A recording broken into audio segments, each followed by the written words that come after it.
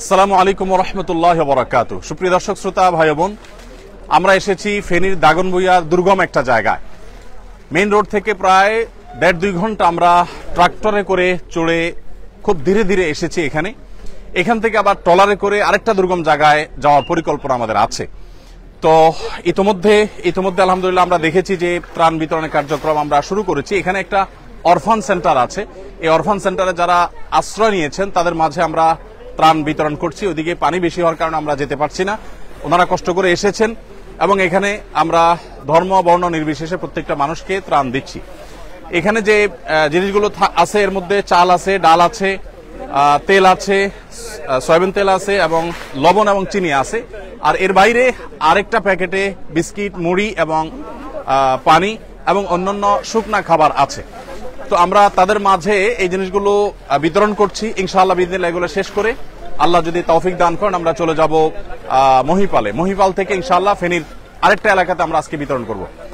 গতকাল এবং আজ আমাদের যে সমস্ত ত্রাণবাহী গাড়ি এসেছে সেই ত্রাণবাহী গাড়িগুলোর মধ্যে থেকে এখানে এসেছে 2টি গাড়ি, ফেনীতে গিয়েছে 2টি গাড়ি, কুমিল্লা গিয়েছে 3টি গাড়ি, আর লক্ষ্মীপুরে গিয়েছে 1টি গাড়ি। এখানে একটা গাড়ি এসেছে দুঃখিত, এখানে একটা গাড়ি, নোয়াখালীতে লক্ষ্মীপুর একটা গাড়ি, ফেনীতে 3টা গাড়ি এবং কুমিল্লাতে 3টা গাড়ি। এই গাড়িগুলো আমাদের গত রাতে এসেছে, সবগুলো লরি ভর্তি মাল।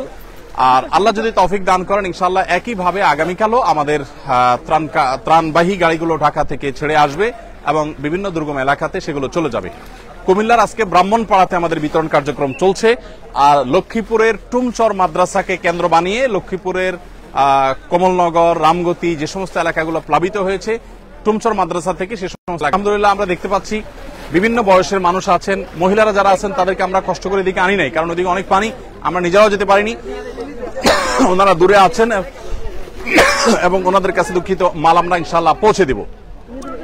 আল্লাহ যদি বাঁচান আমাদেরকে, আমাদের এই যে কার্যক্রম চলছে যেটা 20,000 পরিবারের মধ্যে শুকনা খাবার, এরপর চাল ডাল এগুলো 40,000 ছিল, এখন আমাদের টার্গেট হলো 50,000 পরিবারের কাছে পৌঁছানো।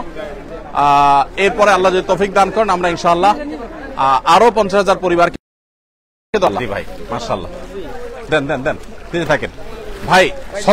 সতর ঢাকা ফরজ, এই জন্য লুঙ্গি একটু নিচে নামাবো। ওয়ালাইকুম আসসালাম। মাশাআল্লাহ আপনারা সবাই দোয়া করবেন আমাদের সবার জন্য, আল্লাহ যেন আমাদের সবার কষ্ট দূর করে দেয়,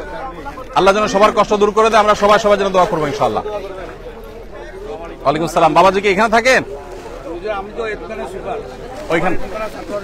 ও মাশাআল্লাহ আল্লাহ কবুল করুক। ঠিক আছে, জাযাকুমুল্লাহ খায়ের। প্রিয় দর্শক, আমরা দেখতে পাচ্ছি বিভিন্ন ঘরগুলো ডুবে গেছে, বিল্ডিং, এই যে ঘরগুলো আমরা দেখতে পাচ্ছি আশেপাশে ডুবে গেছে। আর এই পাশে টিনগুলোতে একেবারে চাল ছুঁই পানি। আমরা যতদূর আসছি এরকম দুরবস্থা দেখতে পেয়েছি এবং এর চাইতে দুরবস্থাও দেখেছি যে টিন একেবারে ডুবে যাচ্ছে, জাস্ট ছুঁই। এখানে আমরা দেখতে পাচ্ছি মাত্র 3-4 ফিট পরেই টিন ডুবে যাবে, এরকম একটা অবস্থা। মানিকলাল, আপনার ঘর কিসের, বিল্ডিং না কাঁচা? ঘর ভালো আছে? ভালো আছে। যদি ঘর মেরামত করা লাগে সেটাও আমরা টাকা দিব। ঠিক আছে। আল্লাহ তাআলা আমাদের সবাইকে হেদায়েত দান করুন। ওয়ালাইকুম আসসালাম। বাবাজি ভালো আছেন আপনি? বকরা একটু হেল্প করো। ওয়ালাইকুম আসসালাম। দাও বাচ্চাকে দাও। আমরা দেখতে পাচ্ছি যে মানুষ এখানে, মহিলারা তারা এই বুক পানি ভেঙে তারা যেতে হচ্ছে বাজারে, শহরে। এর বাইরে আসলে তাদের আসলে যাওয়ার তেমন কোনো জায়গা নেই। এদিক থেকে আমরা দেখতে পাচ্ছি যতদূর চোখ যায় শুধু অথই পানি আর পানি, আমরা যত গভীরে যাব শুধু পানি আর পানি। তো যাই হোক, আমরা দোয়া করবো আল্লাহ রাব্বুল আলামিন মানুষের কষ্ট লাঘব করে দেন, কষ্ট দূর করে দেন এবং বিশেষ করে প্রত্যেকে যার জায়গা থেকে আমরা মানুষের পাশে দাঁড়াবো। আলহামদুলিল্লাহ উদ্ধার তৎপরতা অলমোস্ট শেষের দিকে। বাংলাদেশ সেনাবাহিনী এবং অন্যান্য বাহিনীর সদস্যবৃন্দ, দায়িত্বশীল ব্যক্তিবর্গ তারা উদ্ধার কর্মকাণ্ড খুব জোরে সোরে চালিয়েছেন এবং দারুণভাবে সেটি আলহামদুলিল্লাহ সুসম্পন্ন হয়েছে। এখন আমরা প্রয়োজন হলো শুধুমাত্র মানুষের খাবারের চাহিদাটা মেটানো। আমাদের কাছে বহু জায়গা থেকে SMS আসছে, আজকে আমি 4-5 জায়গার SMS সকাল থেকে পর্যন্ত রিসিভ করেছি, যেখানে 200 মানুষ, 250 মানুষ, 300 মানুষ, 500 মানুষ না খেয়ে আছে 2 দিন 3 দিন। মাদ্রাসা 200-250 বাচ্চা না খেয়ে আছে 2 দিন 3 দিন। সেখানে আলহামদুলিল্লাহ আমরা ত্রাণ পৌঁছানোর উদ্যোগ নিয়েছি এবং এই পর্যায়ে এসে ট্রলারে করে, বিভিন্ন রকমের বোটে করে, ছোট ছোট এরকম বড় চাকার গাড়িতে করে আমরা দূর দূরান্তে ত্রাণগুলো পৌঁছে দিতে পারছি আলহামদুলিল্লাহ। এটা একটা আনন্দের বিষয় যে মানুষের উদ্ধার তৎপরতা অনেকটা শেষ হয়েছে, এখন খাবারগুলো পৌঁছানোর কাজ ঠিক যথাসময় আসুন্না ফাউন্ডেশনের ত্রাণ এসে পৌঁছেছে এবং সেগুলো এখানে কাজ করছে।